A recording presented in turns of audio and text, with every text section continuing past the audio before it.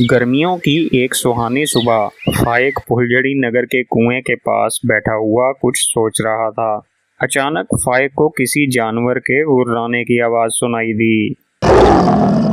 फाइक ने जल्दी से पीछे मुड़कर देखा तो वहां एक टाइगर गुर्रा रहा था। फाइक जल्दी से वहां से भाग निकला ताकि उस टाइगर से अपनी जान बचा सके। टाइगर भी फाइक के पीछे दौड़ने लगा। फाइक ने जब टाइगर को अपने पीछे आते देखा तो वो और तेज भागने लगा। भागते भागते फाइक जंगल में पहुंच गया। वो बहुत थक चुका था। जब वो एक दरख्त के नीचे हांफते हुए सांस ले रहा था तो उस दरख्त पर बैठे हुए एक तोते ने उससे पूछा, क्या हुआ? तुम क्यों इस तरह भाग रहे हो? तो फाइक ने जवाब दिया, मेरे पीछे टाइगर लग गया है और मैं उससे अपनी जान बचा रहा हूँ।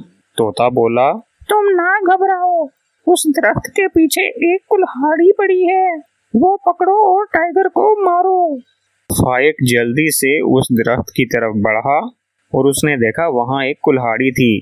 फाइक ने कुल्हाड़ी उठाई और टाइगर का इंतजार करने लगा।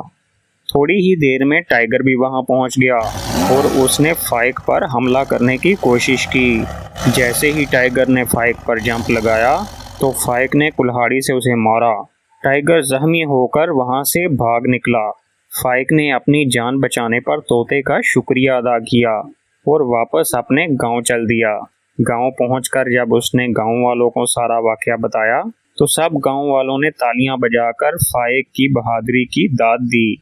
इस तरह फाइक फुलझड़ी नगर का हीरो बन गया।